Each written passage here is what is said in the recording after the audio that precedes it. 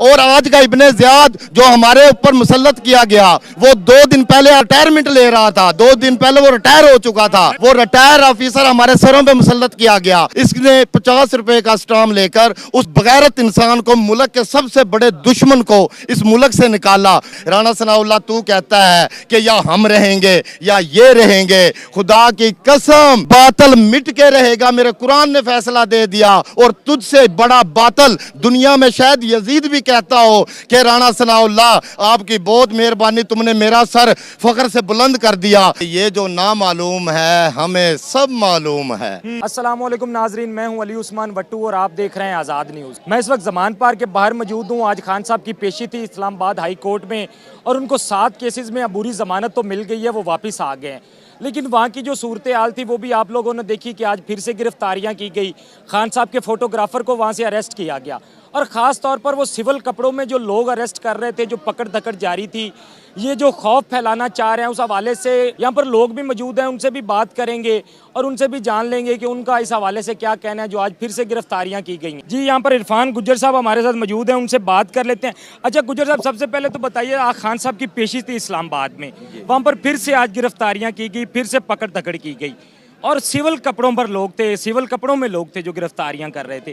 کیا کہیں گے اس حوالے سے؟ جی میں یہ کہوں گا کہ یہ جو نامعلوم ہے ہمیں سب معلوم ہے.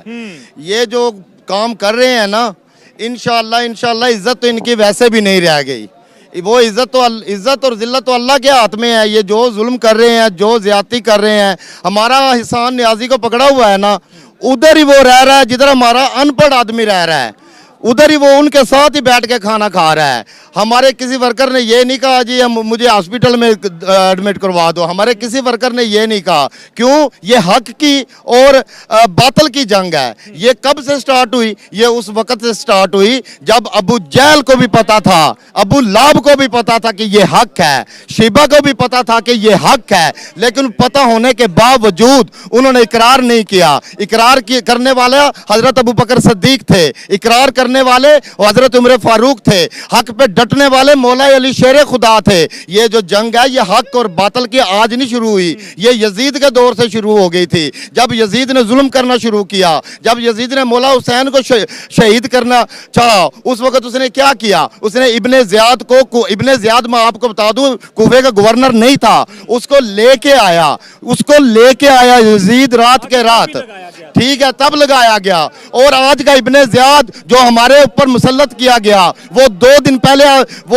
وہ ریٹائرمنٹ لے رہا تھا, 2 دن پہلے وہ ریٹائر ہو چکا تھا, گھر چلا گیا تھا, ریٹائر ہو گیا تھا. وہ ریٹائر آفیسر ہمارے سروں پہ مسلط کیا گیا, ایسے ہی مسلط کیا گیا جیسے یہ چور چکے ڈاکو ہمارے سروں پہ مسلط کر دیے گئے. آج وہ الیکشن سے بھاگ رہے ہیں. ارے میرا بھائی, بھاگنا تو ان کی عادت ہے. کبھی یہ گھر سے بھاگ جاتے ہیں شادی کے لیے, کبھی یہ احتساب سے بھاگ جاتے ہیں, کبھی یہ ملک سے بھاگ جاتے ہیں. یہ 50 روپے کا اسٹامپ لے کر, جو ہمارے وزیر اعظم, جو بکاری وزیر اعظم, اس کو وزیر اعظم کہنا بھی گناہ ہے, اس کو ہمارے سروں میں مسلط کر دیا گیا. اس نے 50 روپے کا اسٹامپ لے کر اس بغیرت انسان کو, ملک کے سب سے بڑے دشمن کو اس ملک سے نکالا. جو تباہی اس ملک کی کر کے گیا وہ نواز شریف کر کے گیا. اور یہ کیا کہتی ہے, لیول فیڈ چاہیے, وہ تو مل جائے گی. لا اپنے باپ کو مریم بی بی لا, اور اس کو 4 گولیاں ٹانگوں پہ کھوا, اس کے بعد لیول فیڈ ہو جائے گی. پھر ہم بھی کہیں گے کہ وہ, اور یہ جو پٹواری ہیں, خدا کا خوف کرو. آپ لوگوں کو اتنا علم نہیں ہے کہ لیڈر ہوتا کیا ہے. جو میرا لیڈر ہے اس کے ساتھ انہوں نے, دشمنوں نے کیا نہیں کیا.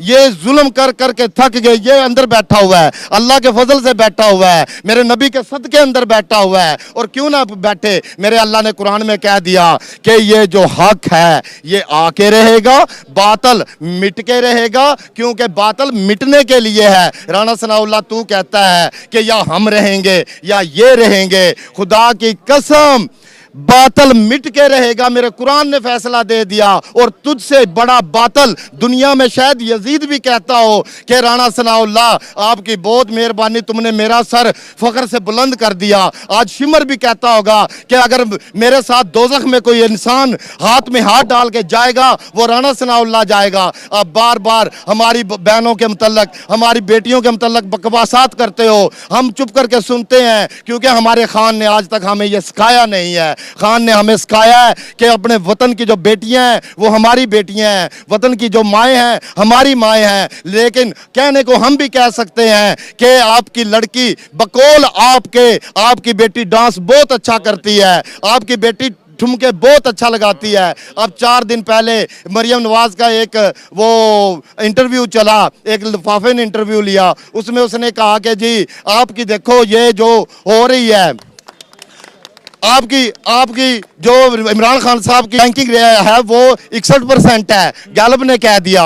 और जो उसने जब सवाल किया मरियम ने कहा जी देखो ये तो जी हमारे 3 लोग हैं, 36 प्लस 36 प्लस 38 गैलब के सर्वे पे क्या मैं एक मिसाल काबिलियत को दाद तो बनती है। अब मैं आपको एक मिसाल देता हूँ। एक लड़की की शादी होगी फौजी के साथ। फौजी ऐसा था उसकी इज्जत नहीं थी, जब मेहमान आते थे उसको जनाब एक टूल पे बैठा देते थे और वो औरत खुद सोफे पे बैठती थी, ऐसी इज्जत थी उसकी। जब उसकी शादी हुई तो 3 माह के बाद, ये बात सुनने वाली है भाई, 3 माह के बाद औलाद हो गई लड़की के यहाँ।